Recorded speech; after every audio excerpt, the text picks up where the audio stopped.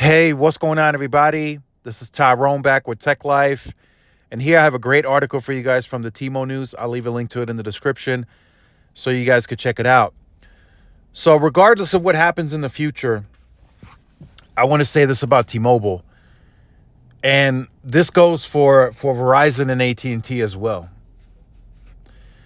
You can make the best burritos in town, but if you are not good at selling, if you're not good at marketing it, nobody's going to buy it. And that's how I view the wireless industry. And T-Mobile is really excellent at selling what they have. So at scale, they still have the inferior product. They're still smaller in network size, but they're able to sell it. That's an issue that I feel Verizon has big time. And, AT&T is getting better. Their go-to market is really working. They have a very balanced approach. But they could do better as well. But Verizon, they need to do way better at selling what they have, right? They have the best wireless product. You got to make sure that you sell it and market it in a way that it's resonating with the consumer base. And that's something that T-Mobile has down. I mean, they're so good at that. And they've been good at that, right? That's something that they did during the Un-carrier days, and they've put people in positions. And Mike Sievert was the chief marketing officer, so he's very closely monitoring that section. And if that person that's in that position doesn't show results, then he knows what to do. He knows we need to get rid of him, and we need to put somebody else there. He knows because he was in that position. He knows what those numbers should look like. He knows what consumer traffic should be after, certain amount of spend on marketing digitally, nationally, whatever, right? He knows. So that's something that T-Mobile is really good at, and it shows in the results.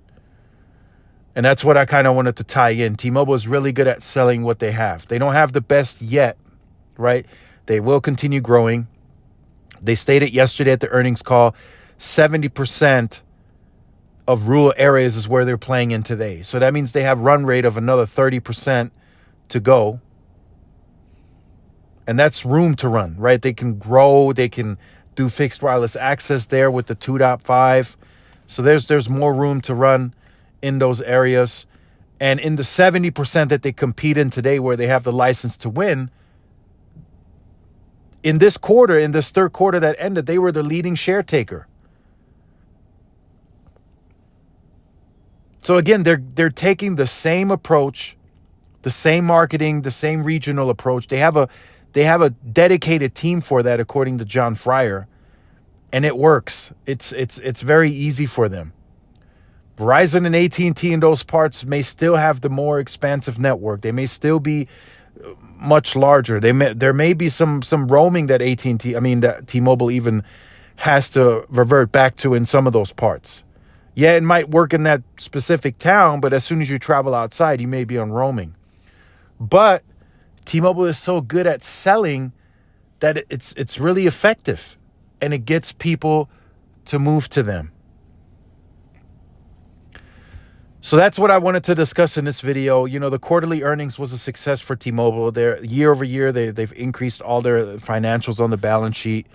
They grew 850,000 customers. That's a lot. Even though that's kind of flat year over year, that's still a lot of customers that they're taking in. That means, even with, you got to take the churn into consideration. The churn was at 0.87. Although it was the lowest churn for any third quarter, that still means customers left. And the fact that they were still able to post 850,000 ads with a relatively higher churn, that's a massive achievement, in my opinion. So if the churn was lower, right, let's just say the churn was as low as it was in Q2, right? It was like 0.67. They would have added over 1 million postpaid customers. That's insane. So all the momentum is still on T-Mobile's side. They're now the leading share taker in rural. Let's see if that momentum continues into the fourth quarter. And for those of you who are on the membership, you guys are eating good. You saw the preview, the teaser for 24, massive cash generation. So shouldn't be concerned at all. Right? The CapEx at 9 to 10 billion, that's fine. Most of their build, I mean, they've hit their guided build. So that the upgrades, the radios are all modernized on the sites now.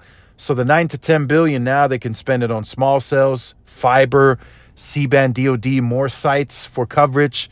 Whatever they want to do now, it makes them very flexible because the upgrades are completed. Now, there's some Sprint keep sites still need to be done here and there. There's probably some towers that aren't upgraded yet, but that'll get done. That'll get done throughout 24 and 25. But the majority of the network has been touched. And, you know, we'll see where T-Mobile goes from here. But their selling and their marketing is working.